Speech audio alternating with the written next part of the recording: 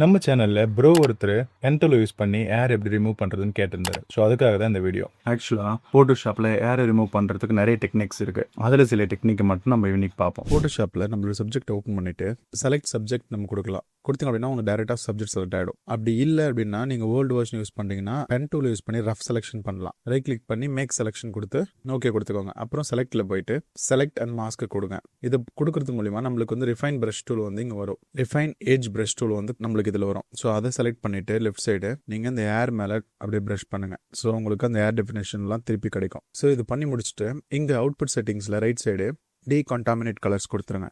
கொடுத்துட்டு இதோட அமௌண்ட் வந்து ஒரு 80% வச்சுட்டு ஓகே கொடுத்துட்டிங்கன்னா உங்களுக்கு இந்த மாதிரி ஏரை வந்து ரிமூவ் பண்ணி கொடுத்துரும். ஸோ இதுக்கு பின்னாடி நீங்கள் கலர் இல்லை பேக்ரவுண்ட் எதனா செட் பண்ணி அப்படின்னா உங்களுக்கு அந்த ஏர் டெஃபினேஷன் கரெக்டாக கிடைக்கும்.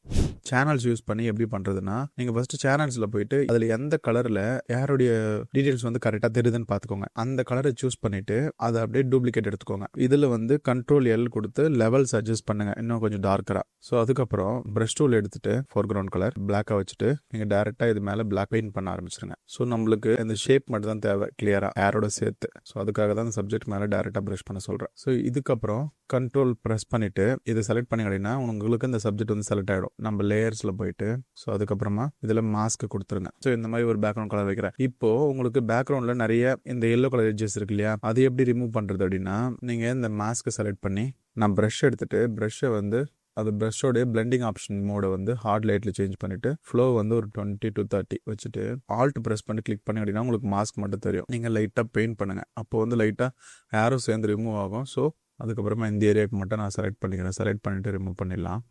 இன்னமும் இந்த மாதிரி வந்து எல்லோ கலர் ரிஜஸ் தெரியுது அப்படின்னா நீங்கள் என்ன பண்ணலான்னா ஒரு சாலிட் லேயர் ஒன்று க்ரியேட் பண்ணி சாலிட் கலர் லேயரை அதை இந்த ஏரோட கலருக்கு சேஞ்ச் பண்ணிவிடுங்க. சம்திங் லைக் திஸ் பண்ணிவிட்டு அது கிளிப்பிங் மாஸ்க் கொடுத்துருங்க. கண்ட்ரோல் ஆல்ட் ஜி கொடுத்துட்டு இந்த மாஸ்க்கை வந்து இன்வெர்ட் பண்ணுங்கள். அதை கிளிக் பண்ணிவிட்டு கண்ட்ரோல் ஐ அதுக்கப்புறம் ப்ரஷ் டூல் எடுத்துகிட்டு ஒயிட் கலர் ஃபோர்கிரவுண்ட் கலரை வச்சுட்டு அது மேலே பெயிண்ட் பண்ணிங்க அப்படின்னா இந்த மாதிரி வந்து உங்களுக்கு கிடைக்கும். ஸோ இந்த பிளெண்டிங்கோட நீங்கள் கலருக்கு மாற்றிடுங்க. இப்போது நீங்கள் எந்த கலரில் கொடுத்தாலே உங்களால் வந்து அந்த க்ளீனான ஏரை பார்க்க முடியும். நீங்கள் பெய்டு ஃபோட்டோஷாப் வெர்ஷன் வச்சுருக்கீங்க அப்படின்னா ஜஸ்ட்டு ரிமூவ் பேக்ரவுண்ட் கொடுத்தாலே உங்களுக்கு ஏரோட சேர்ந்து க்ளீனாகவே ஒரு பேக்ரவுண்ட் வந்து ரிமூவ் ஆகிடும். இப்படி இல்லை ஜாக்ஸ்பரோ வெர்ஷன் தான் யூஸ் பண்ணுறோம் அப்படின்னா தான் நம்ம இந்த டெக்னிக்ஸ்லாம் ஃபாலோ பண்ணணும். ஸோ இந்த மாதிரி யூஸ்ஃபுல்லான டிப்ஸுக்கு நம்மளோட பேஜை சப்ஸ்கிரைப் பண்ணி ஃபாலோ பண்ணி வச்சுக்கோங்க.